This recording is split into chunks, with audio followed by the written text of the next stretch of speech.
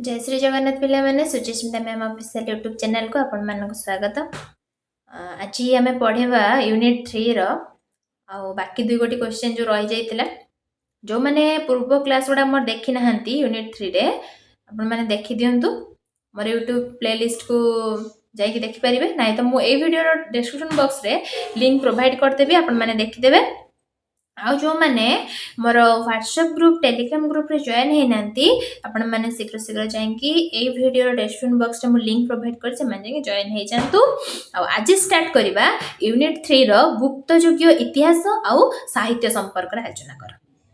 आम पढ़ी बुद्ध धर्म कथा पढ़ले जैन धर्म कथा पढ़ले स्वाधीनता संग्राम में जो सब नारी माने जो माने रहिले मुख्य पुरोधा भाव में सरला देवी हूँ रमा देवी हूँ विषय आम जानिले। आज जानिबा गुप्त युगीय इतिहास आउ साहित्य संपर्क रे आलोचना कर। गुप्त युगीय इतिहास कौन गुप्त युग से विषय आम टिके आगे अवगत हबा तापरे आउरी मु क्वेश्चन अछि मु आपण मन पई नै कि आसी आज गोटे क्लास रे सारिबा। गुप्त युगीय इतिहास और साहित्य आलोचना जोटा कि ख्रीष्टपूर्व 4th रु 6th शताब्दी मध्य हेतिला। गुप्त युग ख्रीष्टपूर्व प्राय 320 रु 550 मध्य रे भारतीय इतिहास रे एक अत्यंत महत्वपूर्ण समय अटे जोटा कि साधारणतः भारतर सुवर्ण युग बोली बा शास्त्रीय युग बोली कहा जाउतिला। सही एज टाकू माने सही समय टाकू भारतीय इतिहास रे अत्यंत महत्वपूर्ण समय जोटा को आम भारतर सुवर्ण युग बोली कहगला बा शास्त्रीय युग बोली मान्यता दिया गला भाबरे अभिहित करागला। एई समय रे राजनीति प्रशासन साहित्य कला विज्ञान एवं संस्कृति रो चरम विकास घटितिला। तले एई समय रे कोन कोन सब हेतिला हमर राजनीति प्रशासन साहित्य कला विज्ञान संस्कृति ये सबुर विकास धीरे धीरे है आमर धीरे धीरे विकास है को समय रे जो गुप्त युग समय रे प्रथम भाग भगवान गुप्त युगीय इतिहास एवं तार शासन से समय रे गुप्त युगर कथा वस्तु कौन रही आ से समय गुप्त युग माने किभଳି भाबरे शासन करथिले से विषय आमे जानिबा। गुप्त वंशर शासन मुख्यतः मगध जोटा कि आधुनिक बिहार स्थान आम जोटा कहे पूर्व आम थिला मगध अंचल आरंभ होई समुदाय उत्तर भारतर और केंद्रीय भारतर बृहत अंश को व्यापी थिला। ताहले गुप्त वंशर शासनटा मुख्यतः कौठु आरंभ होइतिला मगधरु जोटा कि वर्तमान आम बिहार स्थान आम जानचंती बिहार राज्य से अंचल आरंभ होइकी उत्तर भारतीय और केंद्रीय भारतर बृहत अंश को व्यापी थिला। तार मुख्य शासक वृंद को माने ना श्रीगुप्त और घटोत्कच जोटा कि एई वंशर प्रारंभिक राजा थिले।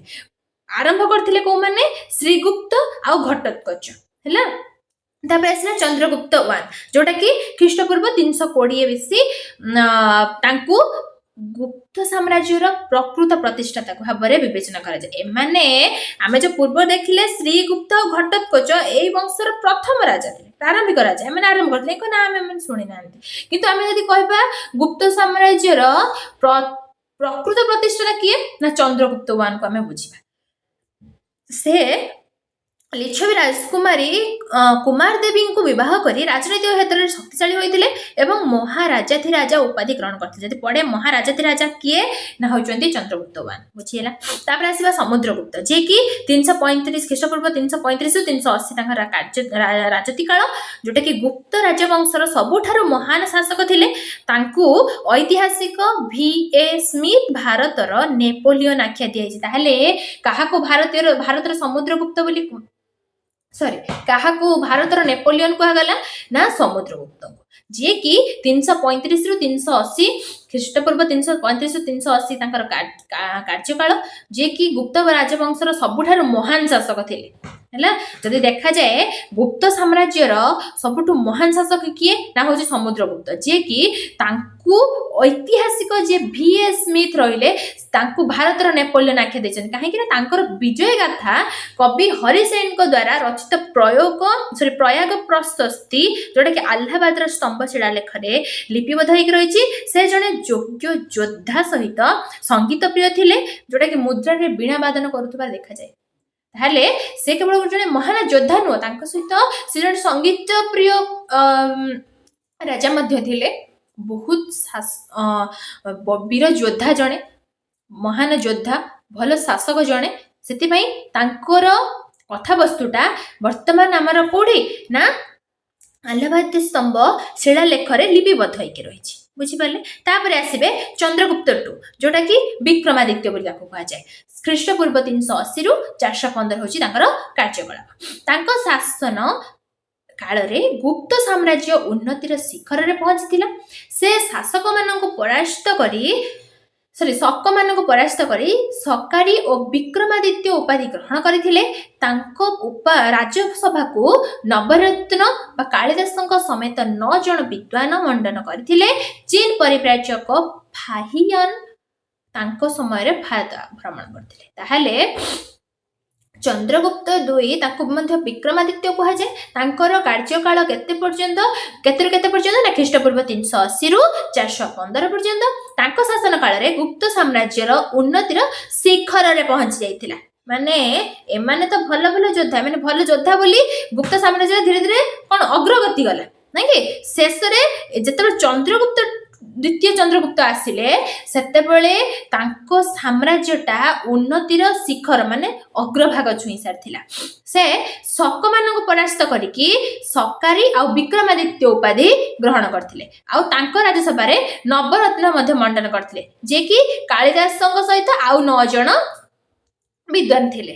ହେଲା, ଚୀନ ପରିବ୍ରାଜକ ଫାହିୟାନ ତାଙ୍କ ସମୟରେ ଭାରତ ଭ୍ରମଣ କରିଥିଲେ। ତାପରେ ଆସିଲା ସ୍କନ୍ଧଗୁପ୍ତ ଯିଏକି ଖ୍ରୀଷ୍ଟପୂର୍ବ 455 ରୁ 467 ଖ୍ରୀଷ୍ଟାବ୍ଦ ପର୍ଯ୍ୟନ୍ତ ତାଙ୍କର କାର୍ଯ୍ୟକଳାପ ଥିଲା, ଯୋଉଟା କି ଗୁପ୍ତମାନଙ୍କୁ ପ୍ରଥମ ଥର ପାଇଁ ହୁଣ ଆକ୍ରମଣରୁ ରକ୍ଷା କରିଥିଲେ। ତାଙ୍କ ମୃତ୍ୟୁ ପରେ ସାମ୍ରାଜ୍ୟର ପତନ ଆରମ୍ଭ ହୋଇଗଲା, ଯିଏକି ସ୍କନ୍ଧଗୁପ୍ତଙ୍କ ପରେ ତାଙ୍କର ଯୋଉ ମୃତ୍ୟୁ ପରେ ଏଇ ଗୁପ୍ତ ସାମ୍ରାଜ୍ୟଟା ପତନ ଆଡକୁ ଗଲା। ତାପରେ ଆସିଲା ପ୍ରଶାସନିକ ବ୍ୟବସ୍ଥା। ଗୁପ୍ତ ଶାସନ ବ୍ୟବସ୍ଥା ରାଜତନ୍ତ୍ର ଉପରେ ଆଧାରିତ ଥିଲା। ରାଜା ହିଁ ସର୍ବୋଚ୍ଚ କର୍ତ୍ତା ଥିଲେ। ସାମ୍ରାଜ୍ୟକୁ ଭୁକ୍ତି ବା ବିଷୟ ଏବଂ ଗ୍ରାମରେ ବିଭକ୍ତ କରାଯାଇଥିଲା, ଯୋଉଟା କି ପ୍ରଦେଶ ଜିଲ୍ଲା ସବୁଠାରୁ ଛୋଟ ୟୁନିଟ୍ ଯୋଉଟା ଆମର ରହିଲା, ସେ କଣ କଲେ ତାଙ୍କ ସାମ୍ରାଜ୍ୟକୁ ବିଭାଗୀକରଣ କରିଦେଲେ। ତାପରେ ଆସିଲା ଆଉ ସଂସ୍କୃତ ଥିଲା ତାଙ୍କର ରାଜଭାଷା। ସେଇ ସମୟରେ ରାଜଭାଷା କଣ ଥିଲା?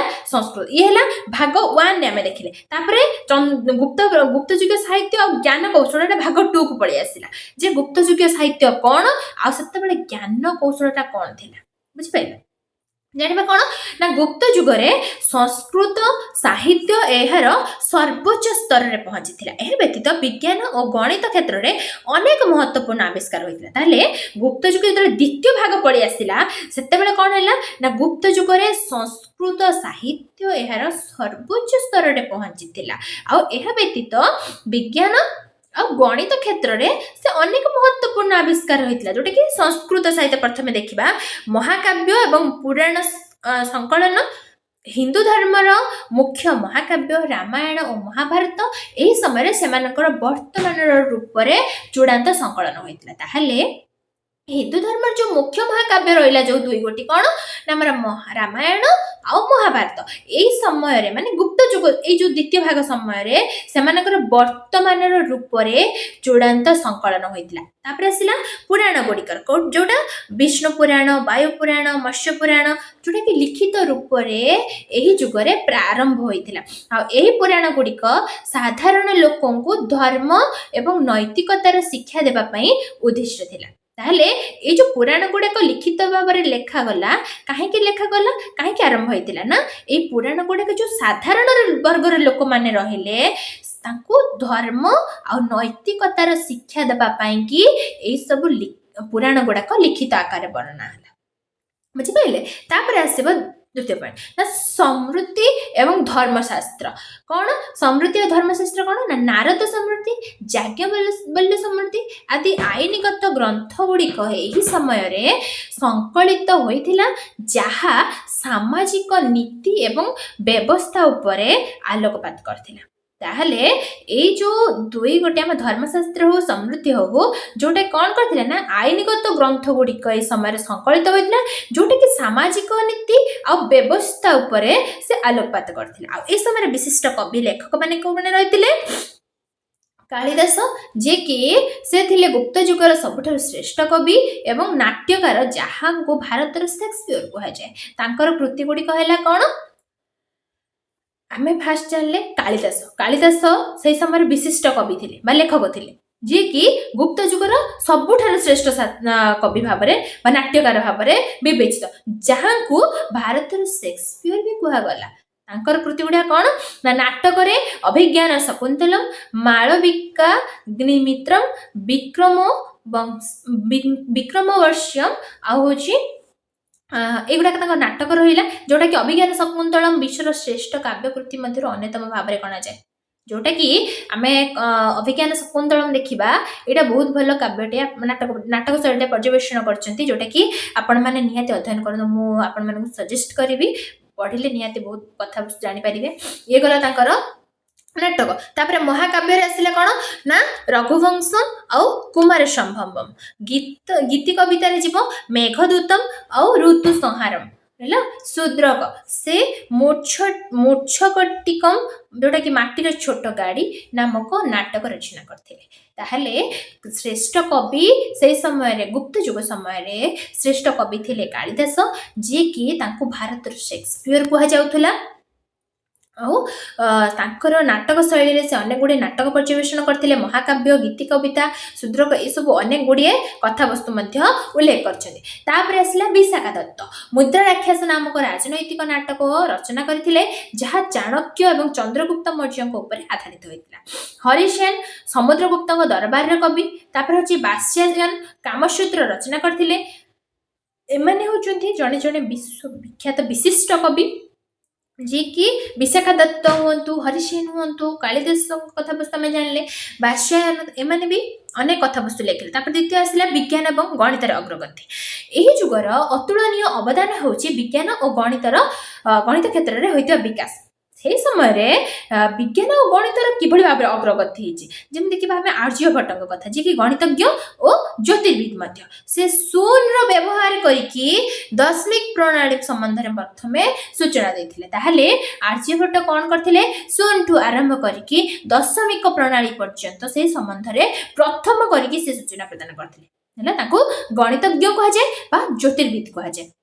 आर्यभट्टियम एवं सूर्य सिद्धांत तांकर प्रमुख कृति तापर रहा से प्रमाण करथिले कौन ना जे पृथ्वी निज अक्षरे घूर्णन करुच्ची पृथ्वी कौन करुच्ची निज अक्ष चारिपटे घूर्णन करुच्ची सूर्य पराग और चंद्र ग्रहणर कारण संपर्क में से सठिक व्याख्या प्रदान करथिले किए ना आमर आर्यभट्ट तापर आसिले बराह मिहिर जे कि जड़े ज्योतिर्विद से मुख्यतः ज्योतिष शास्त्र रे अवदान देइथिले तांकर ग्रंथ पंच सिद्धांतका ज्योतिर्विज्ञान 5टी मूल नीति को वर्णना करे तापर आसिले धनंतरी जे कि चंद्रगुप्त दुई नवरत्न मध्य जड़े थे एवं आयुर्वेद चिकित्सा क्षेत्र में विशेषज्ञ थे माने भाव से समय जो सब रहिले माने गणितज्ञ हूँ जी सब कालिदास आरंभ करके धनंतरी पर्यंत समस्ते माने कौन निज जगार बेस्ट आमे कहबा सेतेबेले जुगरे भी आम मैंने नजर आस जुगरे भी से सभ्यतार भी केते डेभलप करते से आम पूर्वज मैंने माइंड टा केते स्ट्रांग बुझिपारे केते जिनस से डेभलप करते गणितज्ञ ठू आरंभ करके ज्योतिर्विद केते सुंदर सुंदर नाटक पर्यवेक्षण करते बुझिपारे तापर आसीबा आमे धातु विज्ञान कौन दिल्ली में थिबा मेहरौली लौह स्तंभ यही जुगर उत्कृष्ट धातु विज्ञान निदर्शन एथिरे ए पर्यंत कलंकी लगिनी मुझे गोटे क्वेश्चन करी मते कमेंट सेक्शन में जनइबे आविष्कार कहले कौन बुझ उद्भावन कहले कौन बुझ है जदि आपण मैंने न कहि परिबे ताले मु नेक्स्ट क्लास रे आपण मानको बहुत भलो भाव बुझेबी टॉपिक रे ताबे जाबे कि होना काहे आमे त जानले ए जो गुप्त युग को माने एते प्रकार उन्नति से समय घटी थिला कला ठू नै कि हमर विज्ञान क्षेत्र पर्यंत एते मात्रा रे विकास घटी थिला ता परवर्ती भारत रो समाज संस्कृति गभीर भाव से प्रभावित कर पकैथिला जोटा कि ए गुप्त युग को भारत इतिहास रे सुवर्ण युग बोली कहगला बुझी पारले ए क्वेश्चन टा तापर जीवा नेक्स्ट क्वेश्चन को। आ गोटे क्वेश्चन कौन रही ना सत्यवादी साहित्यर इतिहास रे गोपबंधु दास एक समीक्षा कर।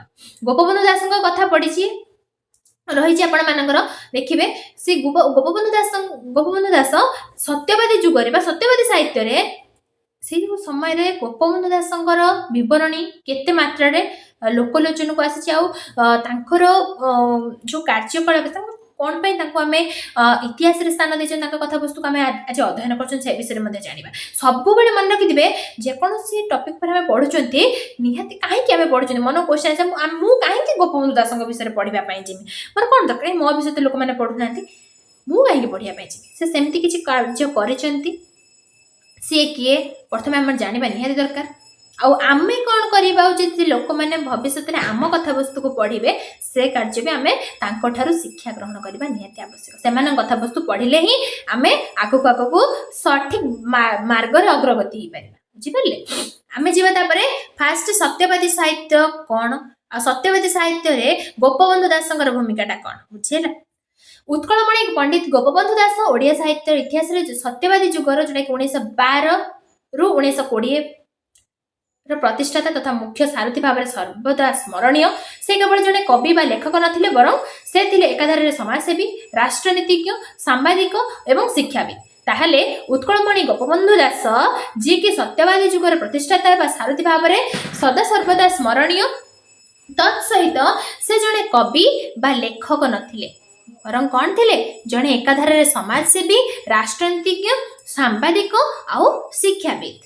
तांको द्वारा प्रतिष्ठित यह साहित्य धारा समकालीन ओडिया साहित्य को एक नूतन जातीयताबोध सामाजिक संस्कार एवं आदर्शवाद देइथिले।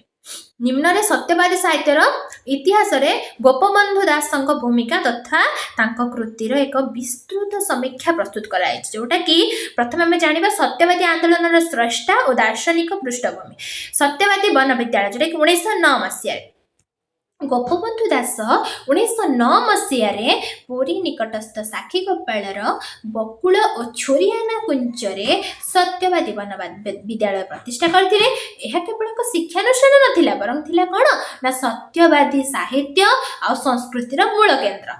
ताहले नीलकंठ दास गोदावरी मिश्र कृपा सिंधु मिश्र एवं आचार्य हरिहर भली जुगजन्मा सहकर्मी मानक नहीं से यही साहित्यिक गोष्ठीर मूल दुआ पकई जो माने कि आधुनिक जुगर पंचसखा भाव में परिचित। आम सीना वैष्णव धर्म पंचसखा जानी यही जो सत्यवादी जुगरे पंचसखा भाव में अभिहित कौ मैंने ना नीलकंठ दास गोदावरी मिश्र कृपा सिंधु मिश्र आचार्य हरिहर आउ आमर किए पंडित गोपबंधु दास। ये 5 जन कवि वृंद जी की सत्यवादी वन विद्यालय बा सत्यवादी साहित्य आ संस्कृतिर मूल केन्द्र जोटा कि मूल दुआ भाव में साहित्यिक गोष्ठीर मूल दुआ से मैंने पकई सत्यवादी जुगरे आधुनिक साहित्य जो प्रवेश कर आधुनिक जुगर यदि पंचसखा कह जाए सी हूँ किए ये 5 जन कवि वृंद बुझीगला। तापर जीवा राधानाथी जुगर प्रतिक्रिया। सत्यवादी साहित्य ता पूर्वर थिबा राधानाथी जुगर केवल कलात्मक दिग उपरे गुरुत्व देउथबा धारार प्रतिक्रिया स्वरूप मुंड टेकिथिला। गोपबंधु साहित्य रे विशुद्ध कला परिवर्ते जातीयताबोध सामाजिक वास्तवता एवं जनसेवा को प्राधान्य दिगला। ताहले ये राधानाथ गोपबंधु साहित्य रे विशुद्ध जो कला परिवर्ते कौन रचना करागला ना जातीयताबोध जाति को कौन करबा जाति प्रति आमे भल पाइबा जागृत होबा दरकार। सामाजिक वास्तवता समाज निछक प्रतिछवि को आमे माने परिलक्षित करबा तो सहित जनसेवा भगवान कहते मानव सेवा ही माधव सेवा ताले मानवर सेवा प्रथम करबा आवश्यक प्राधान्य दियागला। तापर आसिला आदर्शवाद सेवा और संस्कार। गोपबंधु साहित्यर मूल लक्ष्य थिला ओडिशार दिन दुख जनता दुख जंत्रणा को प्रकाश करिबा एवं सेमानक जातीयतार वार्ता देबा। ताहले गोपबंधु दासंकर साहित्य रचना करिबार मूल लक्ष्य कौन थिला ना ई ओडिशार जो दिन दुखी रहिले जो जनता माने दरिद्र श्रेणीर जो दुख जंत्रणा को प्रकाश करिबा आउ सेमानक जातीयतार वार्ता देबा जो गरीब श्रेणी दरिद्र श्रेणी लोक मैंने रहिले से कौन कले ना से साहित्यर मूल लक्ष्यटा कौन से भर दुख जंत्रणा को प्रकाश करने लोक लोचने आउ जातीयतार वार्ता प्रदान करवा यही साहित्य थिला तांकर सेवा आउ ईश्वर प्राणतार सृष्टिगत अभिव्यक्ति। समालोचक नटवर सामंतराय मत अनुसार विराट मानविकता और गभीर सौहृदयता यही साहित्यर मूल उत्स। ताहले हमें जानिले कौन ना जे रहिले समालोचक से समय अनेक समालोचक देखा देइचंदी अनेक एई समालोचक सरभ होइचंदी। आमे किछि भल काम कले आमो किछि कटु वाक्य मध्ये सुनिया पई पड़िबो। भल करंतु खराब भी करंतु भल आमे जदि भल मार्ग रे जिबा अनेक जण अछंती हम गोड़ तळ को टाणीबे आउ हमको कौन करेंगे समालोचना करेंगे हमको कष्ट देने कथा कटु वाक्य हमको कहे ना कि ठीक सेमती किंतु से समय जे समालोचक थिले से कथा वस्तु से पॉजिटिव रे नहीं कहते कौन ना ये जो विराट मानविकता तत्सहित गभीर सहृदय ये दुईटा जिनस नथिले केबे जने सत्यवादी साहित्य सत्यवादी विद्यालय प्रतिष्ठा करके सत्यवादी साहित्य जो गुरुत्व प्रदान कर जो ढांचे जोटा मूल लक्ष्य माने जुगर माने ए साहित्यर सत्यवादी साहित्यर मूल उत्सटा रही विराट मानविकता गभीर सौहृदय नथिले जने दुखी रखी केमिति सेवा करिवो जने दुखी रखी कथा केमिति बुझिबो दुख जंत्रणा को लोकलोचन केमिति आनिबो ताको जातीयता बोध पई काहे शिक्षा दबो ई सब जिंस गुड़ाक जोटा कि विराट मानविकता रही दरकार तो सहित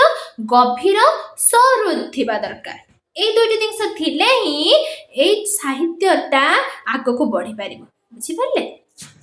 तापर आसवा गोपबंधु प्रमुख साहित्य कृति और समीक्षा। गोपबंधु दास राजनीति और सामाजिकता क्षेत्र में सक्रिय थिले मध्य ओडिया काव्य साहित्य को केतेक अमूल्य ग्रंथ दान करिसेंती जोटा कि साहित्य कृति और विश्लेषण कौन ना बंदीर आत्मकथा जोटा कि 1923 मसीह प्रतिष्ठा करते जेल भितर रही से रचित करते एक उच्च कोटीर काव्य एथिरे कविंकर निज जीवन दुख जाति प्रति तांकर गभीर ममता और आत्मत्यागर भावना प्रतिफलित होइछि।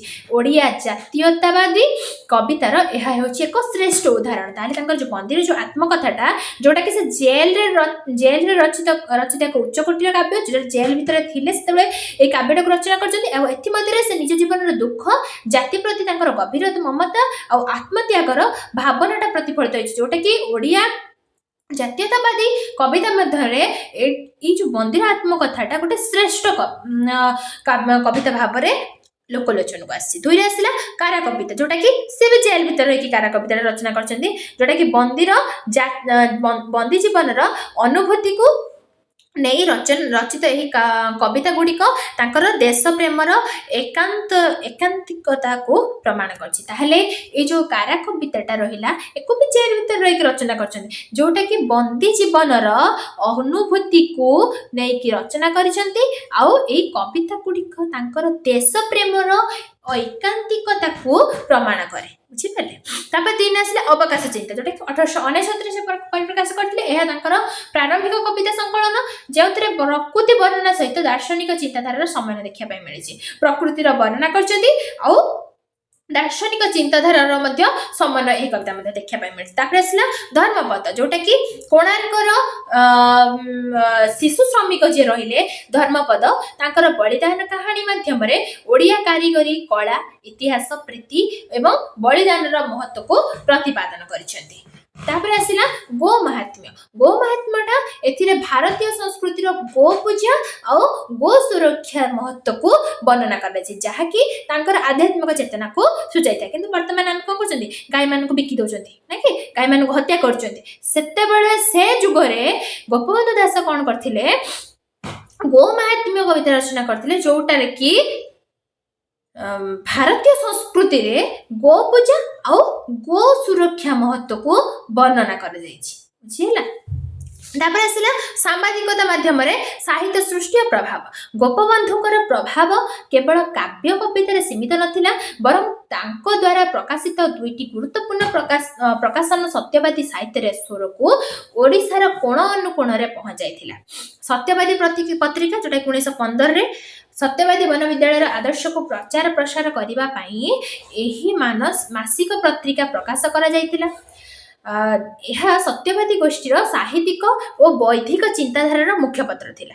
ताहले सत्यवादी पत्रिका जोटा 1915 रे सत्यवादी वन विद्यालय आदर्श को प्रचार प्रसार करबा पई एही मासिक पत्रिका प्रकाश पाइथिला। द्वारा सत्यवादी गोष्ठीर साहित्यिक और बौद्धिक चिंताधारार मुख्य पत्र थिला। तापर आसला समाज खबर कागज जोटा कि 1919 प्रकाशित होइतिला। 1919 मसीह प्रतिष्ठित समाज थिला ओडिया जातिर स्वर। गोपबंधु एही खबर कागज माध्यम ओडिशार राजनैतिक सामाजिक एवं साहित्यिक चिंताधारा को परिपोषण करथुले। तांकर प्रबंध आउ संपादकीय गुड़िक उच्च कोटीर गद्य साहित्य नमूना थिला, जहाँकि साहित्य को समाज सहित जोड़िबारे मुख्य भूमिका ग्रहण करथिला। तापर आसिला साहित्यर ऐतिहासिक समीक्षा आउ उपसंहार। कौन ना गोपबंधुकर साहित्यर समीक्षा कले जना पड़िबो जे तांकर समस्त सृष्टिटा ए जातिर इतिहास संस्कृति दुख आउ भविष्य सहित ओतप्रोत भाव जड़ित। प्रत्येक गुड़े जहाँ जहाँ से रचना कर जहाँ कविता हो कि गोटे काव्य हो जहाँ भी से रचना कर सब गुड़ाक ई जातिर इतिहास सहित संस्कृति दुख भविष्य सहित से पूरा पूरी भाव में जड़ित होती ओतप्रोत भाव में जड़ित हो जाए। जाना प्रासंगिकता जोटा कि सत्यवादी जुगर साहित्य प्रथम थर पर पल्ली जीवनर दुख आड़िया जातीयतार महान आदर्श गुड़ी को से साहित्यर मुख्य विषय वस्तु कर प्रासंगिकता में देखा सत्यवादी जुगर जो साहित्य से प्रथम थर पल्ली जीवन दुख कष्टा को जानी सहित ओडिया जातीय महान आदर्श गुड़िक से साहित्य स्थान देइछन्ति मुख्य विषय वस्तु भाव उपस्थापना करिछन्ति बुझिला। आसला आध्यात्मिक दृष्टिभंगी जोटा कि महात्मा गांधी परी गोपबंधु अहिंसा सत्याग्रह अपरिग्रह एवं ईश्वर विश्वास रे बलियान थिले। आउ एई जो आध्यात्मिक चेतना तांको साहित्य को एक गभीर मानववादी मूल्यबोध प्रदान करथिला बुझिले। तापर आसला जुग श्रेष्ठा से थिले एक संक्रमण कालीन जुगर स्रष्टा जी कि राधानाथी जुगर शेष एवं सबुज जुगर आरंभ मध्य एक महत्वपूर्ण साहित्यिक सेतु निर्माण कर गोटे सेतु बंध से बांधी देथिले जोटा कि राधानाथी जुगर शेष भाग नहीं कि सबुज जुगर आरंभ पर्यंत से जो समय से जो बंध बांधी देथिले जोटा कि आधुनिकतार आमे बहुत आगु अग्रगति होइछन्ति। गोपबंधु दास सत्यवादी साहित्यर इतिहास रे केवल जने कवि भाव में नुह बरं जने साहित्यिक संगठक तथा मार्गदर्शक भाव में निजर अवदान दे जाइछन्ति, जहाँकि तांकर साहित्य ओडिया जाति को एक नूतन जातीय परिचय सहित सामाजिक दायित्वबोध एवं महान आदर्श रे अनुप्राणित करथिला। तेणु ओडिया साहित्यर इतिहास रे सत्यवादी जुग गोपबंधु नाम रे ही परिचित गोपबंधु जुग बोली आमे कहंती बुझिला। तले जो गोपबंधु दासंकर सत्यवादी साहित्यर इतिहास रे केवल जने कवि भाव रे से उभाई नांती बरं से जने कौन साहित्यिक संगठक सहित गोटे मार्गदर्शक भाव में निजर अवदान से लोकलोचना उपस्थापना कर तांकर साहित्यटा ओडिया जाति को गोटे नूतन जातीय परिचय प्रदान करिछि आउ सामाजिक दायित्वबोध सहित महान आदर्श अनुप्राणित करिछि। सेतिपई ओडिया साहित्यर इतिहास रे सत्यवादी जुग को गोपबंधु जुग नाम रे नामित करा जायछि बुझि परले। तापर आसीबा हमर ओडिशार इतिहास रे महाराजा कृष्णचंद्र गजपति अवदान संपर्क सी भी मत कम काम कर भी अवदान अतुलनीय आम वर्णना करें एत कार्य महाराज कृष्णचंद्र गजपति कर जोटा कि ओडिशार नवनिर्माण और इतिहास अवदान है। महाराजा कृष्णचंद्र गजपति नारायण देव जे कि 1892 रु 1874 कालातीपात कार्यकलाप से भितर ओडिशार इतिहास रे एक अविस्मरणीय व्यक्तित्व जे कि पारलाखेमुंडीर एही प्रजावत्सल राजा केवल जड़े शासक नथिले बरं विच्छिन्न ओडिया भाषाभाषी अंचल गुड़ी को एकत्र करी भाषा भित्ति रे भारतर प्रथम राज्य स्वतंत्र ओडिशा प्रदेश गठनर मुख्य कर्णधारा थिले। ओडिशार भाषा संस्कृति शिक्षा एवं उन्नयन क्षेत्र में तांकर अवदान अतुलनीय थिला। ताहले महाराजा कृष्णचंद्र गजपति नारायण देव जे कि पारलाखेमुंडी ओडिशार इतिहास रे जड़े अविस्मरणीय व्यक्तित्व भाव में परिचित। पारलाखेमुंडी जड़े प्रजावत्सल राजा भाव में से शासक नथिले बरं से विच्छिन्न ओडिया जातिर बा ओडिया भाषाभाषी अंचल गुड़ी को एकत्र करी भाषा भित्ति भारत प्रथम राज्य स्वतंत्र ओडिशा प्रदेश गठनर से मुख्य कर्णधारा थिले। जे भारत ओडिशा टाको गोटे स्वतंत्र ओडिशा प्रदेश गठन करिबारे मुख्य कर्णधारा किए थिले ना हमर महाराजा कृष्णचंद्र गजपति नारायण देव बुझिला। आ ओडिशार भाषा संस्कृति शिक्षा एवं उन्नयन क्षेत्र में तांकर अवदानटा अतुलनीय। निम्न ओडिशार इतिहास रे महाराजा कृष्णचंद्र गजपति अवदान संपर्क में एक विस्तृत आलोचना करागला जोटा कि स्वतंत्र ओडिशा प्रदेश गठन नेतृत्व है। महाराजा कृष्णचंद्र गजपति सबुठार बड़ अवदान होची स्वतंत्र ओडिशा प्रदेश स्थापन करिबा। उत्कल गौरव मधुसूदन दास द्वारा आरंभ होइतिबा ओडिया भाषाभाषी अंचल एकत्रीकरण आंदोलन को से ही सफलतार शीर्ष रे पहुंचाइथिले। तापर आसिला उत्कल सम्मेलन रे भूमिका जोटा कि 1914 मसीह पारलाखेमुंडी ठारे अनुष्ठित उत्कल सम्मेलन अधिवेशन रे से ओडिशार एकत्रीकरण एवं स्वतंत्र प्रदेश मान्यता दाबी करी ओजस्वी वक्तव्य देइथिले जहाँकि आंदोलन मूल दुआ पाइथिला।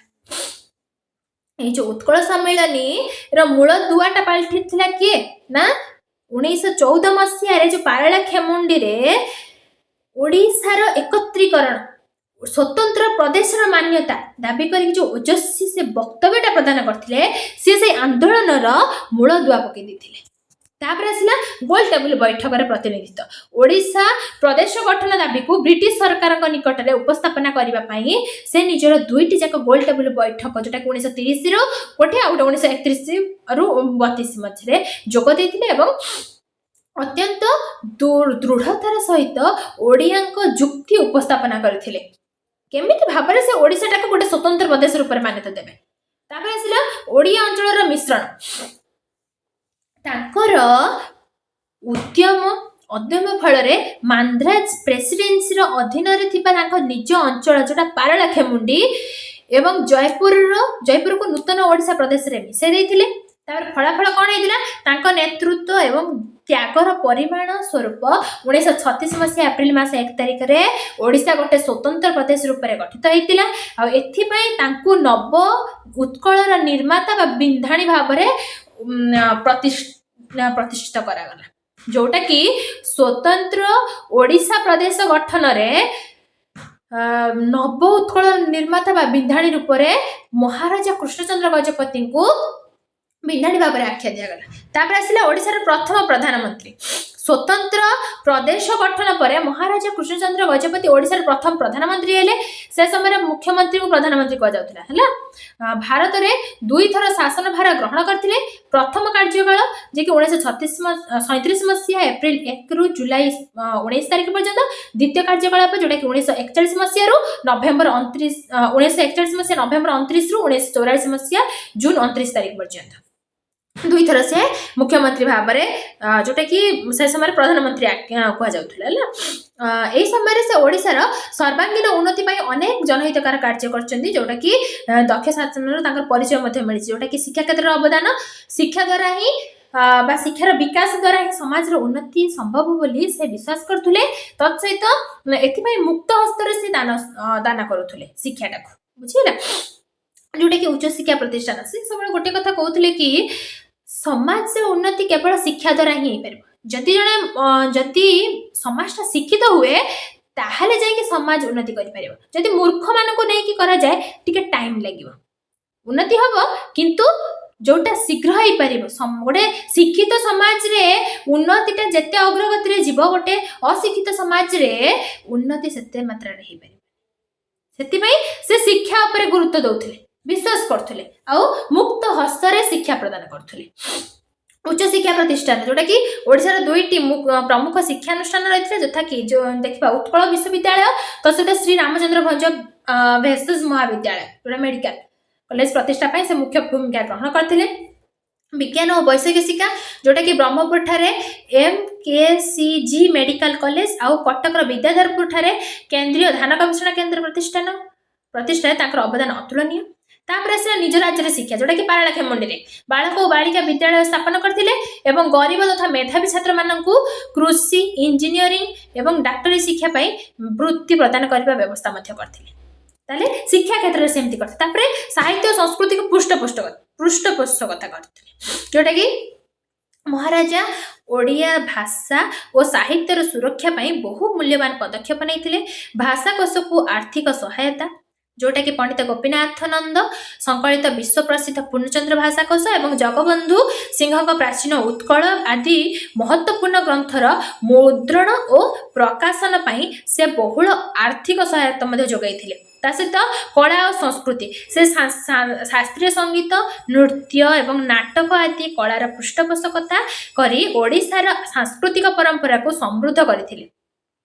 कला क्षेत्र में अवदान बहुत थिला। तापर आसला कृषि और जनहितकर कार्य जोटा कि जन प्रजावत्सल राजा भाव में से लोकों जीवन धारण मान उन्नति आनिबा पई कार्य करथिले। जलसेचन और कृषि जोटा कि से आधुनिक कृषि प्रणाली को प्रोत्साहन करने सहित राज्य में 1281 रु अधिक जलसेचन साहित्य बा जल टांकी निर्माण कराइथिले। तांको उद्यम फल अविभाजित गंजाम जिला ओडिशार चाउल पात्र भाव में परिचित है। तापर आसला स्वास्थ्य सेवा से अनेक डाक्तरखाना निर्माण कराई जनसाधारण को स्वास्थ्य सुविधा जोगाई एते गुड़े कार्य से करते जोटा कि आम मैंने कथा वस्तु को पढ़ू ना एते जे आम कर आज आम ओडिशा गोटे स्वतंत्र राज्य ओडिया भाषा गोटे स्वतंत्र भाषार मर्यादा पाई मान्यता पाई आम मैंने से कथा किए कौ मान अवदान जो आम आज यही स्थान में पहुंचे आम के जिन को जानापी चाहूना।